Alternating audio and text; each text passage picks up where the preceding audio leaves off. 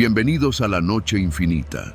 Antes de comenzar, cuéntanos en los comentarios desde dónde nos escuchas y qué temáticas te gustaría que exploremos en el futuro. Leemos cada mensaje con atención y siempre tomamos en cuenta sus sugerencias para los próximos relatos. Sin nada más que decir, comencemos. Nunca fui de los que se quejan del trabajo. Como dicen en el gremio, mientras ruede la caja, hay con qué llenar el plato. Llevo casi 16 años manejando tráiler por las carreteras de México.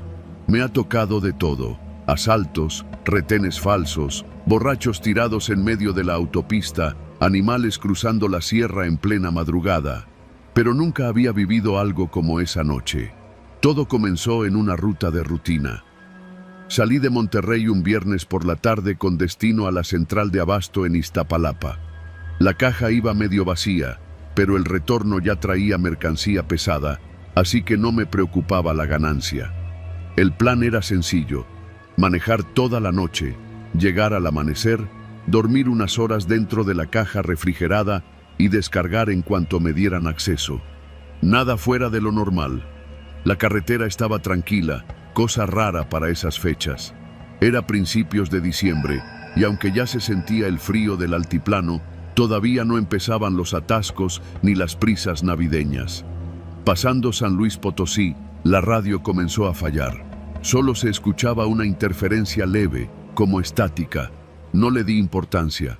Me quedaban por delante al menos 8 horas de camino y ya estaba acostumbrado a estar solo con mis pensamientos. A eso de las 3 de la mañana, ya rebasando Querétaro, empecé a sentir el cansancio pesado, de ese que no avisa. Me detuve en una estación de servicio cerrada, una de esas que parecen más refugio de fantasmas que negocio, y me estacioné cerca de unos baños. La mayoría de las luces estaban apagadas. Había otro tráiler más adelante, con el motor encendido. Pensé en ir a preguntar si había café, pero el sueño me ganó. No me gusta dormir en la cabina cuando no hay vigilancia, así que abrí la caja y me metí con una cobija térmica. La mercancía eran costales de azúcar, así que el interior estaba tibio.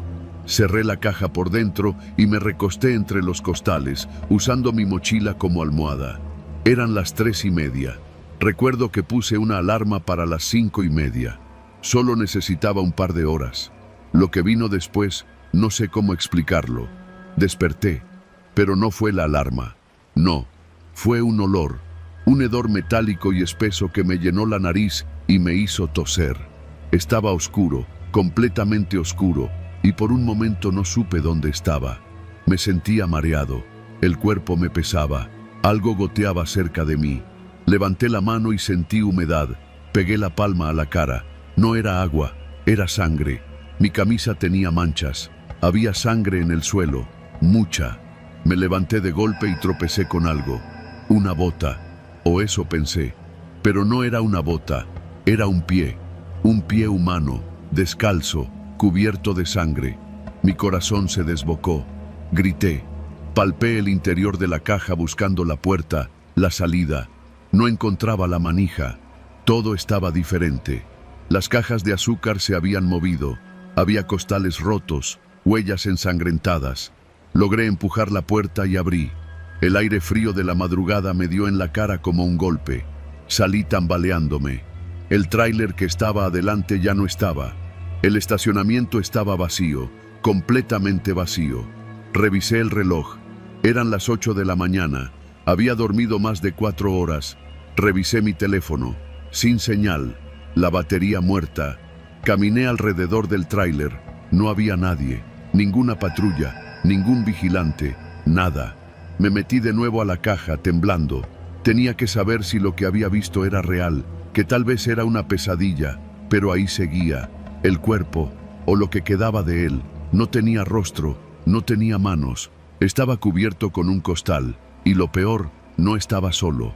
Había otro bulto más al fondo, apenas visible bajo unos costales volcados. No podía respirar. Salí a vomitar. Lo primero que pensé fue en la policía. Pero ¿cómo iba a explicar eso? ¿Cómo iba a justificar que había dormido con 2 cadáveres en mi caja sin darme cuenta? Nadie me creería. Nadie. Volví a entrar. Tomé una manta y cubrí el cuerpo principal. No podía verlo.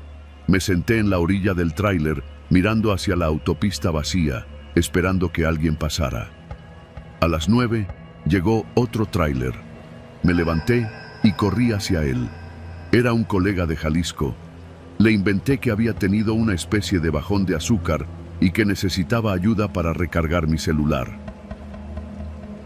Prestó su cargador portátil y mientras el teléfono revivía, me preguntó si estaba bien. Le dije que sí.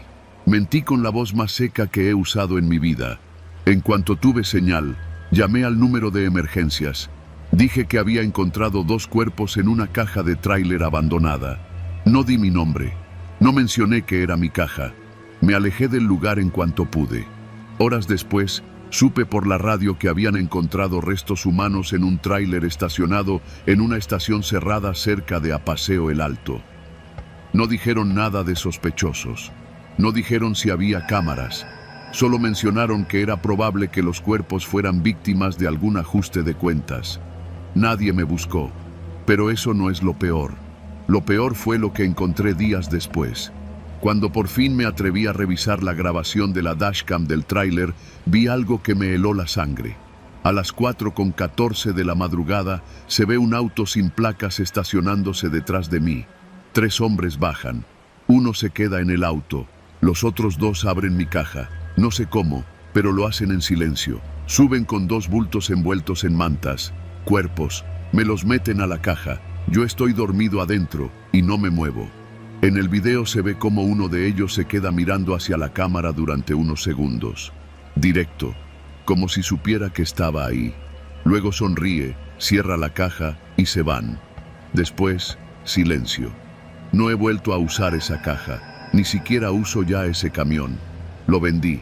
Dejé de manejar por esa ruta. Por las noches duermo mal, muy mal. A veces me despierto con olor a sangre, aunque esté en mi cama.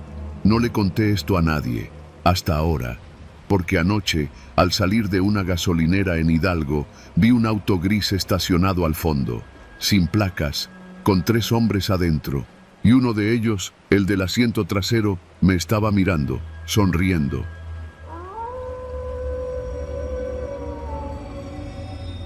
Me llamo Everardo y desde hace más de 15 años trabajo como chofer de tráiler en una línea de transporte con base en San Martín, Texmelucan. He rodado por casi todo el país, de Tijuana a Tapachula, cruzando estados donde el clima es traicionero, los caminos están repletos de baches y las noches esconden más que oscuridad. Pero nada de eso me preparó para lo que viví en ese tramo maldito entre Matehuala y San Luis Potosí. Ese viaje marcó mi vida para siempre. Y no es una historia de fantasmas. Lo que me pasó fue real, terriblemente real. Era un jueves por la tarde cuando salí del patio de la empresa con una carga de piezas industriales rumbo a Monterrey. El jefe me pidió un favor especial, que aceptara una encomienda particular en un punto de descanso cerca de Huizache. Me explicó que no era un paquete de la empresa, sino algo por fuera, una entrega discreta para un cliente que pagaba bien. Me ofrecieron 5,000 pesos extras solo por llevarlo hasta un motel al sur de Saltillo.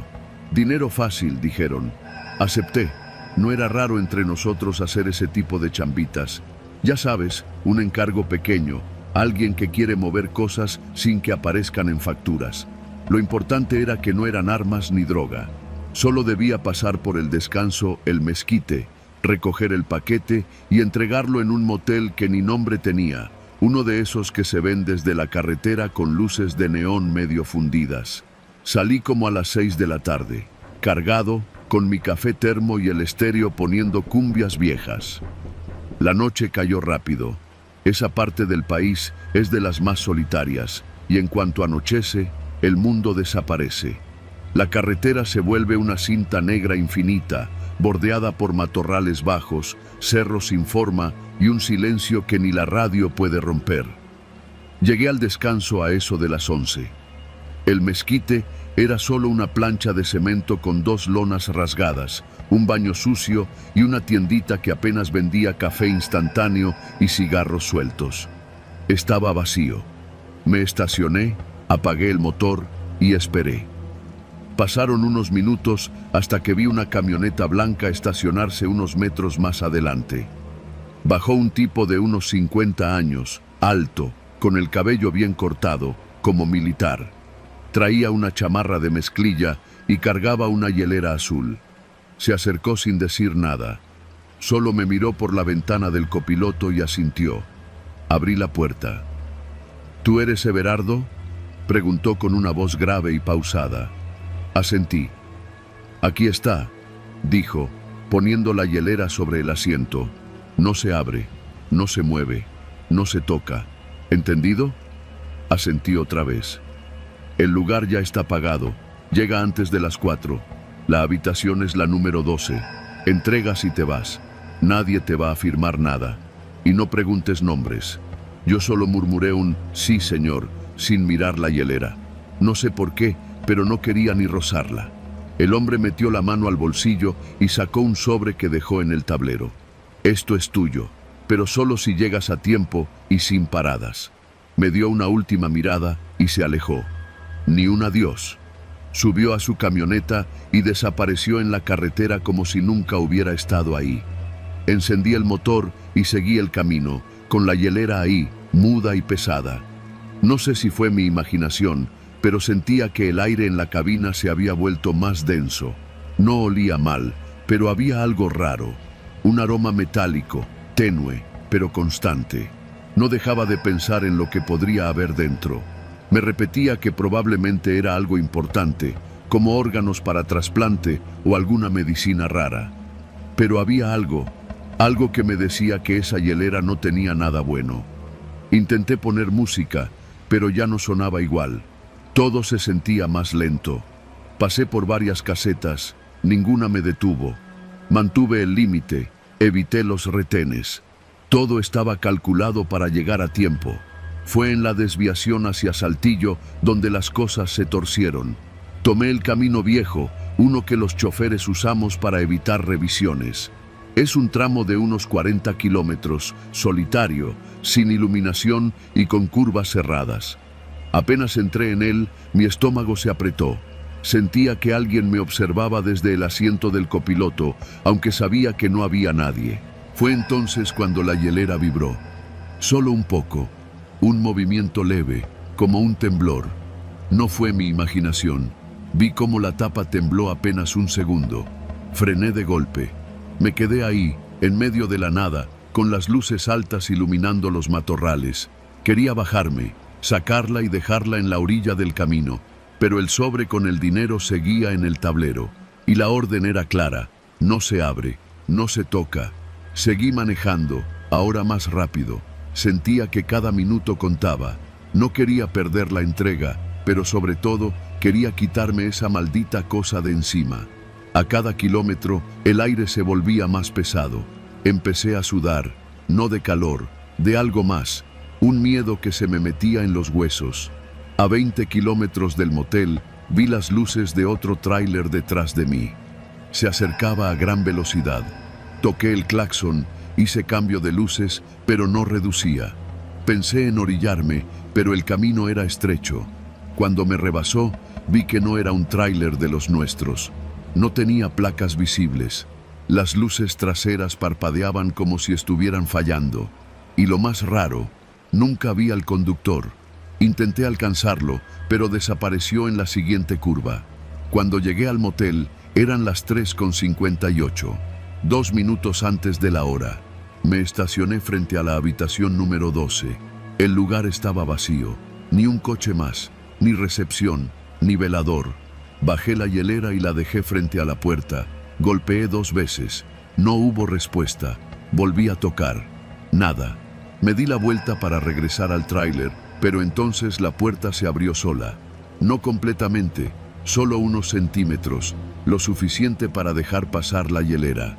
Me agaché, empujé la caja hacia adentro y retrocedí. Antes de subirme al tráiler, me atreví a mirar. Solo un segundo. En el interior de la habitación había una figura sentada en la cama. No distinguí su rostro, solo vi las manos, delgadas, pálidas, con uñas largas. Estaba inmóvil, como si me esperara. La puerta se cerró con un clic seco. No esperé más. Arranqué y me fui de ahí como alma que lleva el diablo. No miré atrás. No me detuve hasta llegar a Monterrey. Dormí en la cabina esa noche, en un patio de la empresa, con el sobre de dinero aún en el tablero. No lo toqué hasta el día siguiente. Cuando por fin lo abrí, no había billetes. Solo una nota escrita con tinta roja, en letras grandes y mal trazadas. Gracias por el silencio. Vuelve cuando quieras. No acepté otro encargo de ese tipo. A veces, entre los choferes, circulan historias de entregas raras. Siempre hay quien las toma por el dinero. Yo aprendí que no todo se cobra con billetes. A veces, lo que se paga es el alma.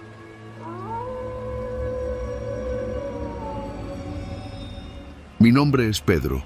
Trabajo desde hace más de 20 años como mecánico en una pensión de tráileres ubicada en los límites entre Tula y Atitalaquia, en Hidalgo. Es un lugar viejo, lleno de grasa y ruido, de esos donde los motores no paran nunca, ni de día ni de noche. Lo administramos entre tres: el patrón, don Hilario, su hijo Toño, que es más bueno para el chupe que para la mecánica, y yo, que soy el único que realmente sabe lo que hace. Todo lo que cuento pasó hace como 4 años, pero lo traigo arrastrando desde entonces.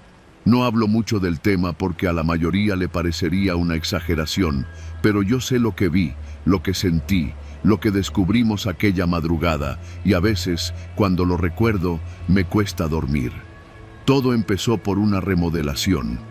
Don Hilario quería rentar parte del terreno a una empresa que traía contenedores desde el puerto de Lázaro Cárdenas, y para eso teníamos que limpiar la vieja bodega de atrás. Ese lugar no se tocaba desde que el papá de don Hilario, el verdadero fundador de la pensión, murió hace más de 30 años. Nadie quería entrar porque el techo se caía a pedazos y estaba lleno de murciélagos y nidos de ratas. Pero el patrón nos encargó vaciarlo y sacar lo que aún pudiera venderse como chatarra. El primer día sacamos puro tiliche oxidado, llantas inservibles, cadenas podridas, costales con aceite seco y hasta partes de un motor Detroit viejo que se deshacía al tocarlo.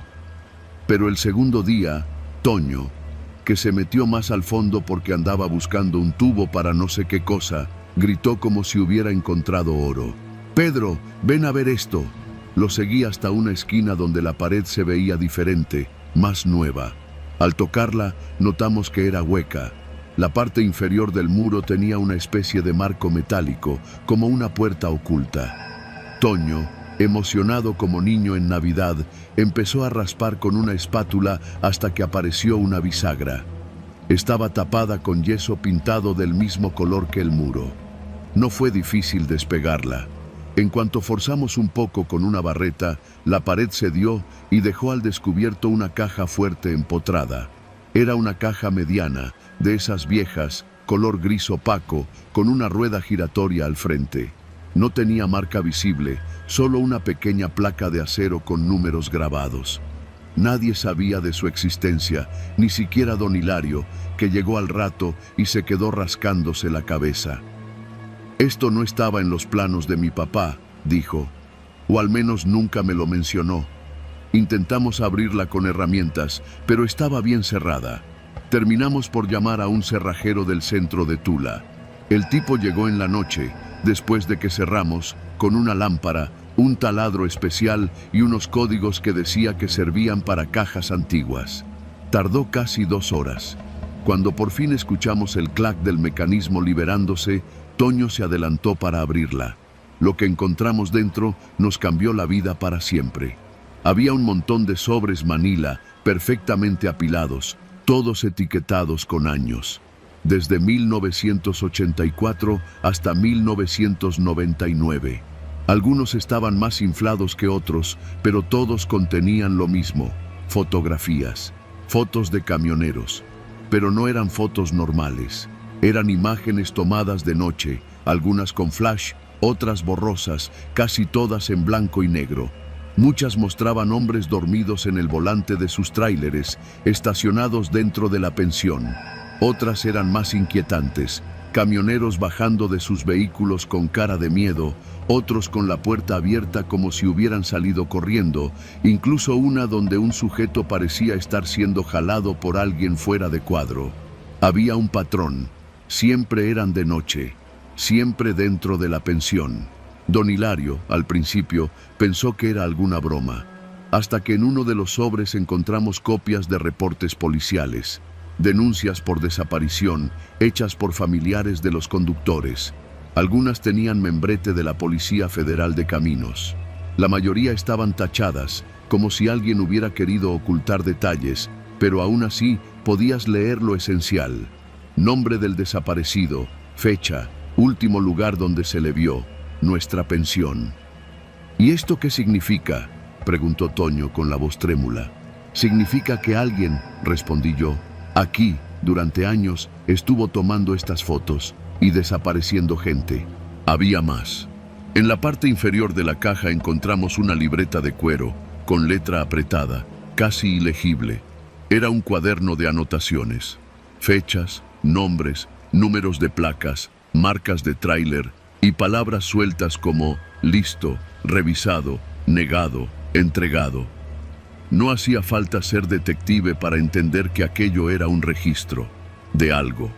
Esa noche nadie durmió. Dejamos la caja cerrada y nos fuimos cada quien a su casa.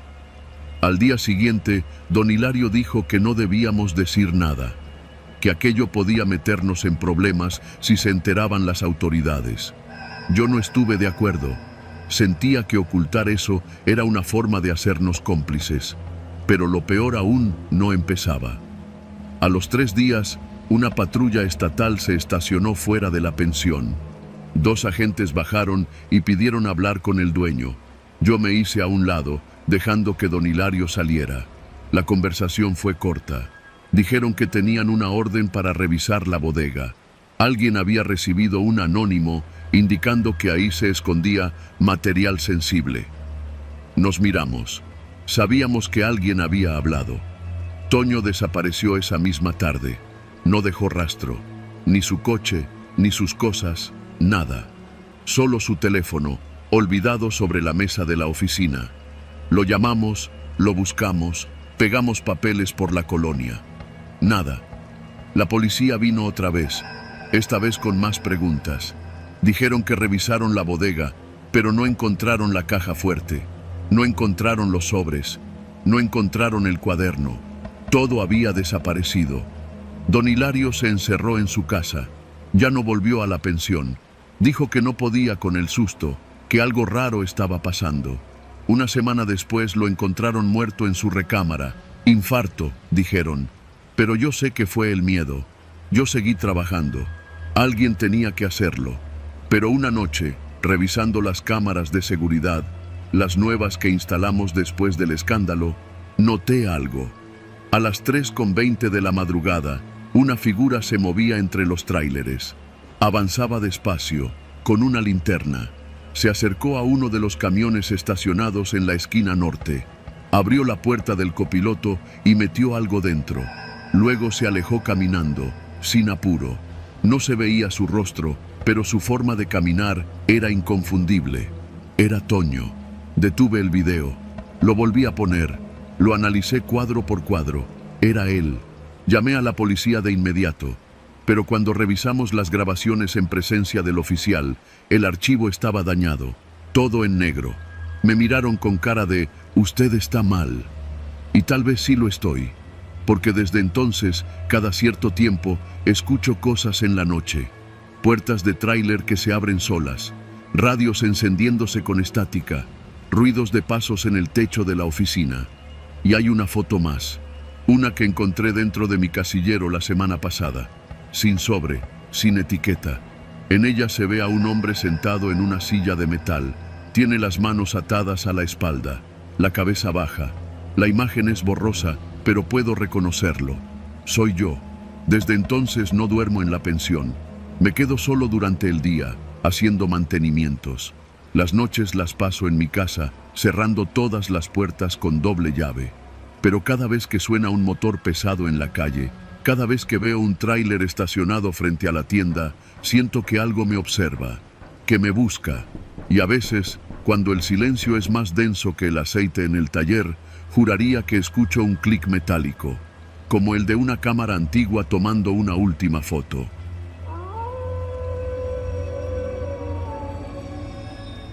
Nunca fui supersticioso, pero hay ciertas cosas que me cuesta explicar incluso ahora, muchos meses después. Me llamo Víctor, soy chofer de tráiler y he recorrido casi todo México, de norte a sur, desde los 20 años. He dormido en gasolineras, comido en fondas de mala muerte, cruzado por brechas que no aparecen ni en Google Maps. Pero lo que viví una noche en la Sierra de Durango, rumbo a Mazatlán, me hizo reconsiderar seguir con este oficio. Todo empezó con una carga urgente que tenía que entregar en menos de 48 horas. Salí de Monterrey un martes al mediodía, con dirección al puerto. La ruta era larga pero conocida. Lo complicado era el tramo de Espinazo del Diablo, ya que era de noche, la niebla caía como sábana húmeda y la carretera se volvía traicionera con cada kilómetro. Pero a esas alturas yo ya estaba acostumbrado, o eso creía. Era cerca de la 1 de la madrugada cuando recibí un mensaje por radio del encargado de logística. Cambio de ruta, Víctor. Te va a llegar una coordenada. Necesitamos que hagas una escala en una bodega a 40 minutos de tu posición actual. No hay señal, así que te mando la ubicación exacta por satélite. Pensé que era una locura. Nadie manda coordenadas en medio de la sierra sin dar explicaciones. Pero el tono del mensaje no dejaba espacio para discusión. Minutos después, me llegó una alerta en el navegador satelital del tráiler. La coordenada apuntaba hacia un desvío poco antes de llegar a El Palmito, rumbo a un camino secundario. Revisé el mapa y la zona no tenía cobertura, ni siquiera aparecía con nombre. Me detuve en el acotamiento, dudando. Intenté marcar por radio de nuevo, pero solo escuchaba estática. Hazlo y ya, me dije. El pago de ese viaje era bueno y no tenía antecedentes de que la empresa me mandara a zonas peligrosas. Tomé el desvío. Al principio, el camino estaba aceptable. Tierra compacta, aunque sin iluminación. Las luces del tráiler eran mi único apoyo. No había señales, casas, ni un alma. Avancé por lo que parecieron 20 minutos hasta que vi un señalamiento oxidado y caído a un lado del camino, con letras blancas casi borradas. San Isidro, 4 kilómetros. No reconocía ese nombre, pero asumí que era una de tantas comunidades olvidadas de la sierra. Seguí manejando. Empecé a notar que los árboles se cerraban más, como si me tragara una selva espesa. El camino comenzó a inclinarse ligeramente y empecé a sentir que las llantas traseras perdían tracción por momentos. Apreté los dientes, mantuve el volante firme y continué. El sudor me escurría por la frente, no por el calor, sino por una mezcla de ansiedad y duda. ¿Por qué no había señales de una bodega? ¿Por qué todo era tan improvisado? Al llegar al punto exacto de la coordenada, el navegador hizo un pitido y se apagó. Nada, ni bodega, ni luces, ni señal. Solo un claro en medio del monte, con la carretera terminando en una curva ciega que parecía dar vuelta hacia un cañón. Me detuve, salí del tráiler con la linterna y revisé el área. El silencio era absoluto, excepto por el motor del tráiler aún encendido y el canto lejano de un tecolote. Fue entonces cuando vi la camioneta. Estaba a un lado del claro, medio escondida entre los arbustos. Era una pick-up vieja, sin placas, con las puertas abiertas. Me acerqué con cuidado y noté que aún estaba caliente. No había nadie. En el asiento del copiloto, una hoja arrugada, una lista de nombres y unas coordenadas. Algunas estaban tachadas, la mía no. Volví al tráiler rápidamente, cerré la puerta de golpe y me encerré con seguro. El corazón me latía con fuerza. Revisé el teléfono, sin señal. El radio, muerto. El GPS, pantalla negra. Entonces escuché pasos, claramente, pasos de alguien acercándose por el lado del copiloto. La gravilla crujía bajo las botas de alguien. Miré por el espejo, pero no vi nada. Me agaché y saqué la barra metálica que llevo debajo del asiento. No iba a quedarme sentado como presa. Abrí la puerta del lado contrario y bajé en silencio, rodeando el tráiler por atrás. El aire olía a tierra húmeda y gasolina. Y entonces los vi. No uno, sino 3 hombres, vestidos con ropa oscura, pasamontañas y rifles cortos. Rodeaban el tráiler con calma, como si supieran que no tenía salida. Mi estómago se contrajo. No era un error, no era un robo al azar, era una trampa. Alguien dentro de la empresa había filtrado rutas, había sido entregado. No había escapatoria. ¿O sí? Me escabullí hacia la parte trasera del tráiler y me escondí entre los arbustos. Uno de ellos subió a la cabina, buscándome. Gritaron entre ellos en código, como si supieran exactamente lo que buscaban. No era la mercancía, era a mí. No sé por qué, pero lo sentí. Corrí. Me alejé del claro y entré entre los árboles, bajando por una ladera empinada sin mirar atrás. Las ramas me rasguñaban la cara, pero seguía corriendo. Escuché los gritos de los tipos, los disparos al aire, los motores. Me buscaban, pero no se atrevían a alejarse mucho del tráiler. Era claro que tenían órdenes. Yo era el objetivo. Después de media hora de caminar en silencio, logré encontrar una terracería. Seguí por ahí hasta toparme con una caseta de vigilancia forestal abandonada. Pasé el resto de la noche ahí, sin dormir, con la barra de metal en la mano. Al amanecer, encontré un camino que me llevó a una carretera. Un camionero que pasaba me recogió y me llevó hasta Mazatlán. Cuando contacté a la empresa, me dijeron que nunca me mandaron coordenadas, que no había ningún cambio de ruta, que no sabían nada. El tráiler apareció una semana después, abandonado, sin carga, con las puertas abiertas. Mi nombre fue borrado del sistema durante 3 días, como si nunca hubiera existido. No volví a trabajar con ellos. Desde entonces, manejo solo por rutas conocidas, sin aceptar cambios de última hora, sin confiar en nadie más que en mí. Me salvé esa noche, pero otros no han tenido la misma suerte. Y cada vez que un chofer desaparece sin dejar rastro en alguna parte de México, me pregunto si también recibió una coordenada sin retorno.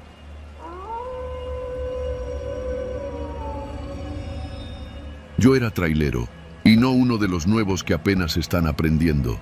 Tenía más de 20 años en el oficio. Conocía cada curva de la carretera federal 57, desde Matehuala hasta la Ciudad de México. Había trabajado para distintas empresas, desde pequeños transportistas hasta contratos privados, pero nada me había preparado para lo que viví con la última. Todo empezó cuando mi camión viejo, un Kenworth del 99, finalmente murió a mitad del libramiento de Celaya. Con la caja cargada y sin posibilidad de moverme, terminé varado toda la noche hasta que al amanecer pasó un convoy de camiones con logos de Transportes Vega y Hermanos. Me ofrecieron ayuda para remolcarme hasta su base. Acepté. No tenía otra opción. Lo que no sabía era que esa decisión, tan simple y aparentemente inocente, me iba a jalar a una red de cosas que ni el más experimentado en carretera podría imaginar. El taller que tenían estaba en un terreno baldío, atrás de una gasolinera abandonada en las afueras de Apaseo el Alto. El lugar parecía improvisado, pero el movimiento era constante. Camiones entrando, saliendo, algunos incluso sin placas. En la entrada había un portón de lámina con el logotipo de una calavera dentro de una corona de espinas. Pensé que era solo una moda fea, como las calcomanías de El Trono de México que usan algunos. Me ofrecieron trabajo casi de inmediato. Me dijeron que si aceptaba, me daban un camión más nuevo, buen sueldo, viáticos pagados y lo más tentador. No tendría que preocuparme por revisiones, permisos ni inspectores. Todo estaba arreglado. Yo estaba quebrado, así que acepté. Firmé sin leer demasiado el contrato. Solo quería volver a manejar. El primer mes fue fácil. Repartos a León, a Irapuato, a Querétaro. Nunca me pedían que abriera la caja, solo que la llevara a tal o cual bodega y no hiciera preguntas. No pregunté. No quería problemas. Pero poco a poco las cosas comenzaron a ponerse raras. Una noche, después de dejar una caja en un parque industrial en Silao, uno de los supervisores del sindicato, le decían El Gallo, Me citó a las afueras del taller. Era un tipo bajito, con la cara quemada y voz rasposa. Me dijo que el sindicato confiaba en mí y que ya era tiempo de que me rifara algo más pesado. Esa frase me sonó a advertencia. La siguiente carga no iba para ninguna bodega. Me dijeron que tenía que recogerla en una pensión en Salamanca, manejar sin parar hasta el Estado de México y dejarla en El Punto, un lote baldío al lado de la autopista Chamapa-Lechería. No habría papeles, ni facturas, ni nada. Solo una hora exacta y un contacto que me daría la señal con las luces. El camión que me dieron tenía las placas tapadas con cinta negra. Adentro, el olor era raro, como si hubieran transportado químicos. Todo el viaje sentí que me venían siguiendo. Primero una Suburban blanca, luego un Jetta rojo que vi 3 veces en diferentes puntos. En Querétaro me detuve a poner diésel y noté que la parte baja del tráiler tenía rastros de una sustancia negra pegajosa. No quise saber. Llegué al punto en la madrugada. Era un terreno a oscuras, con montones de basura y llantas quemadas. Apenas estacioné, vi el parpadeo de unas luces altas. Salieron 3 hombres con pasamontañas y un bidón de gasolina. Uno de ellos se acercó a la cabina, me dio un sobre con dinero y me dijo con voz seca: «Te puedes ir». Esto nunca pasó, no entendí. Pero cuando arranqué y miré por el retrovisor, los vi abrir la caja del tráiler, sacar 3 cuerpos envueltos en bolsas negras y rociarlos con gasolina. Luego, el fuego. Un fuego denso, violento, que cubrió todo el lote como si hubiera sido preparado desde antes. Me fui sin mirar atrás. No dormí en 2 días. Después de eso, no regresé al taller. Apagué el teléfono y me largué a casa de mi hermana en Cuautla. Pensé que podía desaparecer, que si no decía nada, ellos tampoco. Pero a los 3 días, un sobre Manila llegó a la casa. No tenía remitente. Adentro había una foto de mi hijo saliendo de la secundaria y una nota escrita con tinta roja: «El que rompe el silencio, arde». Regresé. Transportes Vega no era una empresa, era solo un frente. El sindicato lo controlaba todo. Ellos decidían qué se movía y qué no, desde mercancía robada, drogas, armas y cuerpos. Camiones que ardían en accidentes fortuitos cuando alguien no cumplía las reglas. Ya había escuchado de esos incendios, pero creía que eran cosas del narco, no de nosotros, los camioneros. El sindicato tenía una estructura piramidal. En la cima estaba un tipo al que todos llamaban Don Alvarito. Nadie lo veía, nadie hablaba con él, solo daba órdenes a través de otros. Decían que su hermano había sido comandante de la Guardia Nacional y que todavía tenía contactos en todos los retenes. Cuando veías una patrulla parando camiones en la autopista, pero dejaban pasar algunos sin revisión, eran los de Don Alvarito. Yo quería salirme, pero ya era tarde. Un día me asignaron un viaje a Michoacán. Me negué. Me dijeron que el viaje no era negociable, que si no lo hacía, me convertiría en la carga. Así lo decían, como si la muerte fuera solo otro flete. Decidí escapar. Esa misma noche, tomé el dinero que tenía guardado, llené el tanque de mi coche y me lancé al norte. Crucé San Luis Potosí, luego Saltillo. Mi idea era llegar hasta Piedras Negras y cruzar a Texas. No sé cómo, pero ellos supieron. En Monterrey, en una gasolinera de carretera, encontré mi foto pegada en el baño de hombres. Decía: «Se busca por traidor». El logo de la calavera estaba en la esquina. No me alcanzaron, al menos no físicamente. Ahora vivo en Laredo, bajo otro nombre.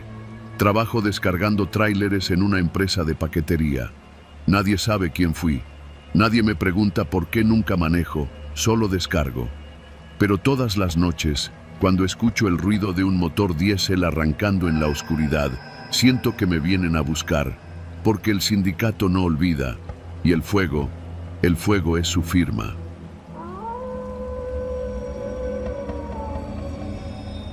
Siempre he pensado que hay cosas que no se cuentan, no por miedo, sino porque nadie las va a creer. Esta es una de esas. Me llamo Rubén y soy trailero desde hace más de 20 años. He cruzado todo el país de punta a punta, de frontera a frontera, y me ha tocado ver lo mejor y lo peor del camino. Pero lo que viví una noche en la autopista que va de Puebla a Orizaba, a la altura del kilómetro 117, me cambió la vida. No es una historia de fantasmas. Ojalá lo fuera. Era martes, mitad de mes. Llevaba un cargamento de electrodomésticos rumbo a Veracruz. No era un viaje complicado, pero esa noche algo no me cuadraba desde el principio. Desde que cargué en la bodega, noté que el jefe estaba raro, como nervioso. Me dio los papeles del envío y solo me dijo: «No te detengas, Rubén, pasa derecho». Me pareció exagerado. La ruta era conocida, no había reportes de bloqueos ni nada raro, pero el tipo insistió: «No te pares, si te detiene la poli, tú sigue». Salí de la zona industrial de Ixtapaluca alrededor de las 9 de la noche. El cielo estaba limpio, el aire frío y la carretera casi vacía. Puse la radio en volumen bajo y encendí un cigarro. Todo parecía normal. A eso de las 11 pasadas ya había cruzado Puebla. La carretera comenzaba a elevarse rumbo a las cumbres de Maltrata. Para quienes no lo saben, ese tramo es peligroso por lo empinado, pero sobre todo por lo solitario. Hay partes donde puedes ir 20 minutos sin cruzarte con nadie. Cuando pasé el letrero que decía kilómetro 117, noté un destello azul en los retrovisores. Era una patrulla. Pensé que era rutina, así que bajé la velocidad y me orillé con calma. La patrulla se mantuvo a distancia por unos segundos, luego encendió la sirena brevemente y se colocó detrás de mí. Esperé que bajaran. Nada. Solo los faros apuntándome por los espejos. Abrí la puerta y descendí, con los papeles del cargamento en la mano. Caminé hacia la patrulla, pero antes de llegar, el copiloto bajó la ventanilla solo un poco. «Súbete, vamos a revisar la carga», dijo. «¿Aquí? ¿En medio de la nada?» «Solo súbete, Rubén». Me congelé un momento. ¿Cómo sabían mi nombre? «¿Tienen orden?», pregunté, con más coraje que sentido común. No respondieron. Solo me miraron fijamente. Algo en esa mirada no era normal. Era indiferente, como si yo no fuera más que un trámite. Di media vuelta y regresé a mi tráiler. Sabía que me la estaba jugando, pero recordé lo que me dijo el jefe. «No te detengas». Me subí, metí reversa unos metros y luego aceleré con todo. La patrulla no me siguió. Se quedó ahí, inmóvil, con las luces apagadas ahora, como si su trabajo ya estuviera hecho. Seguí conduciendo, ahora con los nervios de punta. Me temblaban las manos. 20 minutos después, vi una segunda patrulla. Esta vez estaba atravesada a media carretera, con las luces apagadas. No había forma de rodearla. Frené en seco y bajé la ventanilla. Del lado del copiloto salió un hombre con uniforme, pero sin placas visibles. Se acercó despacio, sin prisa. «Ya te dijeron que no te detuvieras, ¿verdad?». No supe qué responder. ¿Cómo sabían? «Dale por el acotamiento. No te metas, no preguntes, solo sigue». Su voz era seca, sin emoción. Me subí otra vez y conduje como pude por el borde de la carretera, esquivando baches, ramas y basura. La patrulla no se movió. Apenas pasé, miré por el espejo y vi que el hombre regresaba al coche, como si nada, como si hubiera hecho eso 100 veces antes. Después de ese tramo, el camino empezó a descender hacia Orizaba. Empezaron a aparecer casas dispersas, señal de que ya me estaba acercando. Me sentí un poco más tranquilo, hasta que vi un retén de verdad. Uno oficial, con conos, reflectores y todo. Había soldados y marinos. Me pidieron detenerme. Esta vez sí lo hice. Un teniente me pidió los papeles. Se los entregué con las manos sudadas. Revisó, me preguntó hacia dónde iba y si llevaba algo más. Le dije que no. «¿Usted venía del kilómetro 117?» preguntó, sin levantar la vista. Asentí, con un nudo en la garganta. «¿Lo detuvieron?» «Sí. Primero una patrulla, luego otra me dijo que siguiera, que no me metiera». El militar me miró con una expresión que no voy a olvidar jamás. No era sorpresa, era resignación. Está bien, circule. Que tenga buena noche, chofer. Pasé el retén, pero ya no estaba tranquilo. Esa mirada me dejó claro que ellos sabían lo que estaba pasando, y lo dejaban pasar. Llegué al destino pasadas las 3 de la mañana. Dejé el tráiler en la pensión y me fui directo al hotel de paso donde duermo a veces. No cerré los ojos en toda la noche. Al día siguiente regresé al lugar de carga. Busqué al jefe, le conté todo. Me escuchó en silencio, sin interrumpirme. Cuando terminé, se sirvió un café y me dijo: ese tramo lo están dejando para los que tienen que pasar. A veces se cargan a alguien, a veces no, pero los de arriba ya saben. Tú no los viste, Rubén, ni a los que se suben a revisar, ni a los que se quedan en el monte. No digas nada, no escribas nada, solo sigue manejando. Desde entonces evito esa ruta. Sé que no todos los choferes pueden darse ese lujo, pero yo sí, no por miedo, por respeto, porque ahí, entre esos cerros, entre esos tramos donde la señal se pierde y la radio solo lanza estática, hay algo peor que fantasmas. Hay pactos, hay omisiones, y hay vidas que no importan. Y lo más feo no es que la policía no te ayude. Lo más feo es cuando te dejan pasar, porque ya sabían que ibas a pasar por ahí.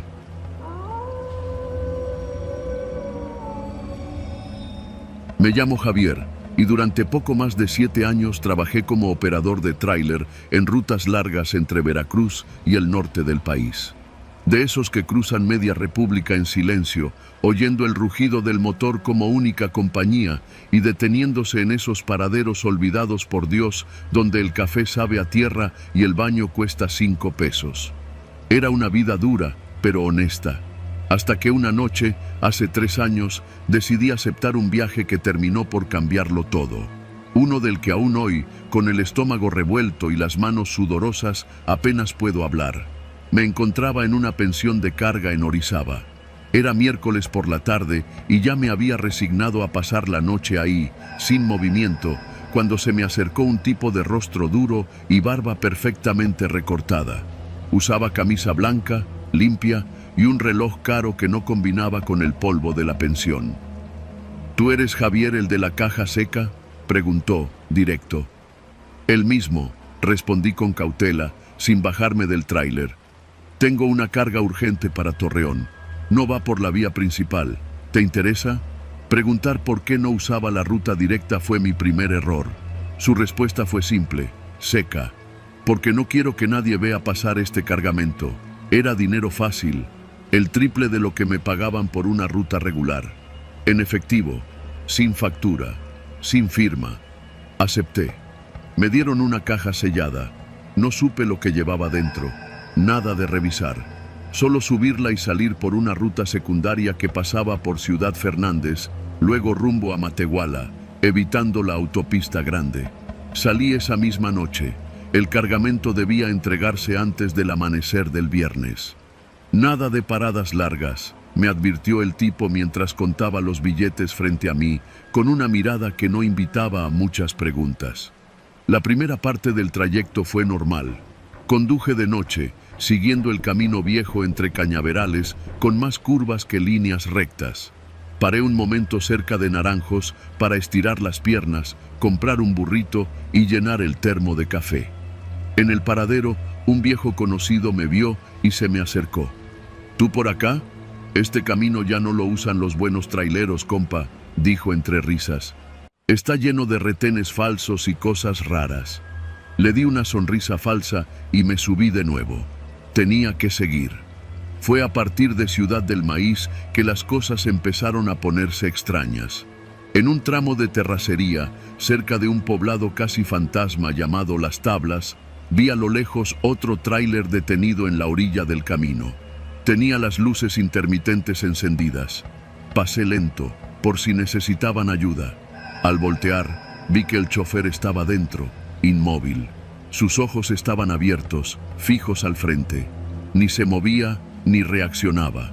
Sentí un escalofrío. Seguí manejando sin detenerme. 1 hora después, justo en un tramo sin señal ni postes, me topé con lo que parecía un retén. unos conos anaranjados colocados en zigzag y una camioneta blanca sin logos, con las luces altas encendidas. Dos hombres, vestidos con lo que podrían haber sido uniformes de alguna corporación de seguridad, me hicieron la seña de detenerme. No traían placas, ni emblemas, ni siquiera radios. Uno de ellos se acercó a mi ventana.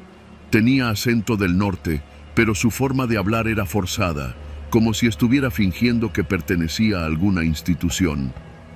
«Buenas noches, jefe. Rutina. ¿Qué transporta?» Recordé la advertencia del hombre que me contrató. Nada de abrir, nada de decir. Respiré hondo. «Papelería», respondí, sin mirarlo directamente. Me escaneó con la mirada. Luego vio el sello en la caja. Dio un paso atrás, sacó su celular y marcó un número. Habló poco, en voz baja. Cuando colgó, me hizo una seña con la mano. «Siga». No preguntó más, ni revisó la caja. Eso fue lo que más miedo me dio. Las horas siguientes conduje con el estómago apretado. Las manos me sudaban tanto que tuve que secarlas en el pantalón varias veces. Me sentía vigilado, como si alguien supiera exactamente en qué punto del mapa estaba. Pasadas las 3 de la madrugada, ya cerca de San Pedro, me detuve por necesidad biológica. No había baños, solo matorrales. Apagué el motor, bajé y caminé unos metros. La noche era espesa, el aire olía a monte húmedo. Y fue entonces que lo escuché. Un motor encendiéndose a lo lejos. No el mío, otro. Un tráiler. Volteé. Por el retrovisor exterior de mi caja vi unas luces encenderse detrás de un cerro. Un tráiler oscuro comenzó a avanzar lentamente por el camino de tierra, sin placas visibles. No hacía falta mucho para entender que me seguían. Regresé al volante. Aceleré. Durante los siguientes 30 minutos, lo único que importó fue no detenerme. A las 5:30 de la mañana, llegué al punto de entrega. Un terreno cercado, sin señalización, con una pequeña caseta de vigilancia y 2 hombres esperando. Me bajé con las piernas temblorosas. Uno de los hombres apenas habló. Solo me señaló el lugar donde debía estacionar la caja. La desconecté, firmaron en un cuaderno viejo que no tenía logos de ninguna empresa. Y luego me dijo: «Toma, y olvida esta ruta. Si alguien te pregunta, venías vacío». Me dio un sobre. Billetes nuevos, perfectamente apilados. Mucho más de lo prometido. Me dieron otro juego de placas falsas para mi remolque y me indicaron una ruta distinta para regresar. No pregunté. Solo subí de nuevo, activé el GPS y regresé por un camino que jamás había usado. Esa mañana me hospedé en un hotel de paso a las afueras de Saltillo. Dormí poco. Soñé con los ojos abiertos del chofer inmóvil, con los hombres del retén falso, con el tráiler que me seguía en silencio. Una semana después, volví a la pensión de Orizaba. Fui directo a buscar al tipo que me había contratado. Nadie lo conocía. Nadie había oído de él, nadie recordaba haberlo visto, ni en el restaurante ni en las oficinas. Pasaron los meses. Me llegaron 2 ofertas más parecidas, mismas condiciones, mismo perfil. Las rechacé. Y fue ahí cuando empezaron a llegar las amenazas.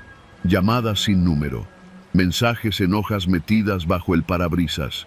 Nada explícito, solo frases como: «Los hombres discretos viven más. Tu silencio vale más que tu carga». Por mi cuenta, comencé a investigar. Encontré otros 2 choferes que habían hecho entregas parecidas. Uno desapareció en Zacatecas. El otro fue hallado muerto en su cabina, en un acotamiento, con todo el dinero aún en el asiento del copiloto. Yo tuve suerte, o eso quiero creer. A veces, cuando conduzco de noche, paso por tramos donde no hay señal, donde el camino se siente demasiado callado. Y en esos momentos siento que alguien me observa desde la siguiente curva, desde la cima del cerro, desde la otra orilla del camino. Y no es que me arrepienta de haber tomado ese viaje. Es que, desde entonces, aprendí una lección que todos los camioneros viejos conocen. Hay rutas que se pagan con dinero, y otras con silencio. Y a mí, me pagaron por callar, y hasta hoy sigo cumpliendo.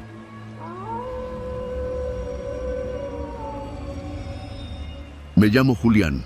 Soy operador de quinta rueda desde hace más de 15 años. He recorrido de norte a sur este país lleno de contrastes, de paisajes hermosos y tramos que parecen tragarse a los que manejamos por ellos. De noche, el asfalto cambia. La carretera, aunque sigue siendo la misma, se vuelve otra cosa. No hablo de fantasmas ni aparecidos. Hablo de los vivos, de esos que no están ahí por accidente, que no buscan ayuda. Esta historia me marcó tanto que, desde entonces, nunca más volví a dormir en la cabina trasera. Aunque haya calor, aunque haya lluvia, prefiero el asiento, con el cinturón cruzado, como si estuviera listo para seguir manejando. Te explico por qué. Era una ruta conocida, de Monterrey a San Luis Potosí, con escala en Matehuala para dormir. El cargamento era sencillo, cajas de autopartes, ligero y bien amarrado. Salí del patio a eso de las 8 de la noche. La idea era hacer poco más de 4 horas hasta Matehuala, dormir y seguir al amanecer. Ya sabes cómo es, el sueño no perdona, y más si vienes con el cuerpo cortado por haber manejado toda la semana. A la altura de Galeana me cayó el cansancio como ladrillo. Ni los Red Bulls ni las rancheras a todo volumen me levantaban. La cabeza me pesaba y los ojos se cerraban solos. Así que decidí no arriesgar. Encontré una de esas áreas de descanso improvisadas, un terreno parejo al lado derecho de la carretera, y apagué el motor. Me bajé, oriné rápido junto a un mezquite, le di una vuelta a la caja para asegurarme que todo estuviera en orden, y luego me subí de nuevo. No hacía frío, pero el viento tenía ese tono seco del altiplano. Cerré los seguros de ambas puertas y me fui a la parte de atrás de la cabina, donde está la pequeña cama con colchoneta. No pasaron ni 5 minutos cuando ya estaba dormido.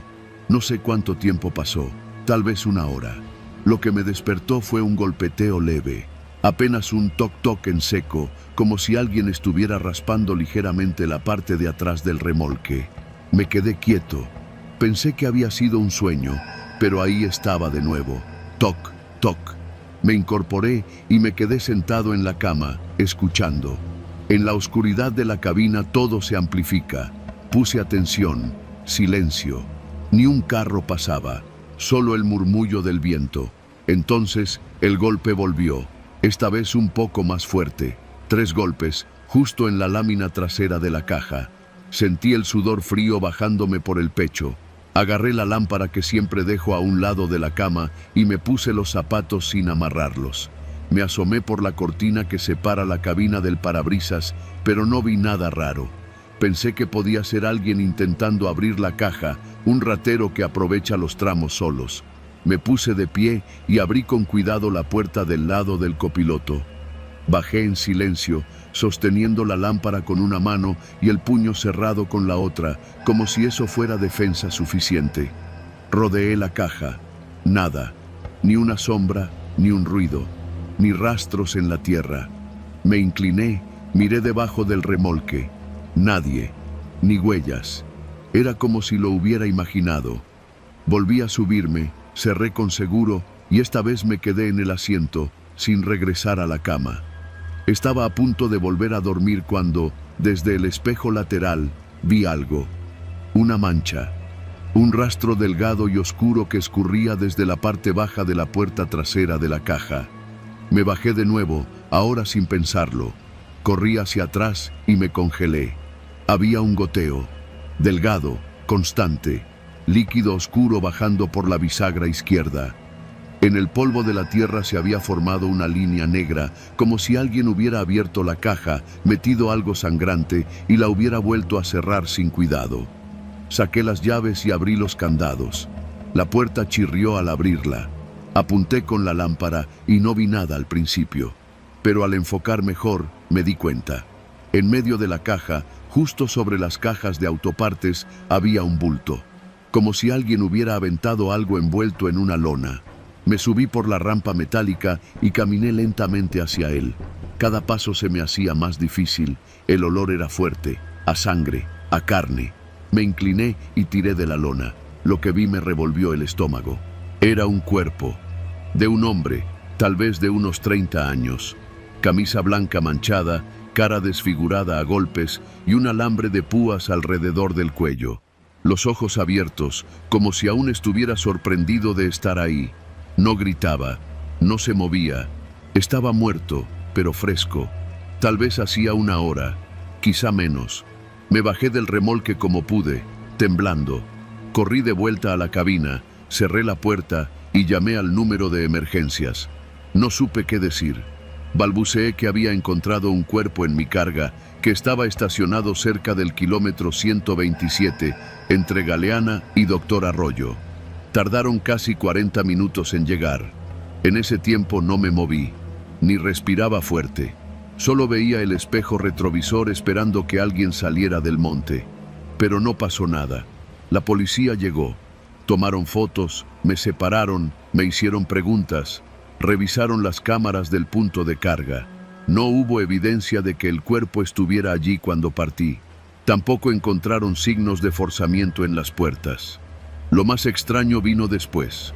El forense dijo que el cuerpo había sido torturado y asesinado en otro lugar, que fue trasladado hasta ahí por alguien que conocía mi ruta, que lo colocaron cuando yo estaba dormido, en completo silencio, y cerraron todo como si nada.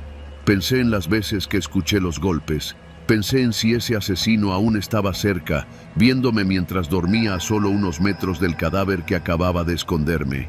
No me acusaron de nada, pero el miedo quedó. Por semanas, cada vez que manejaba de noche, me sentía observado. Cambié la ruta, después cambié de empresa. Hoy no duermo en la cabina trasera, nunca más. Y cada vez que paso por ese tramo, veo el mismo terreno donde me estacioné aquella noche, y juro que algo me sigue desde ahí.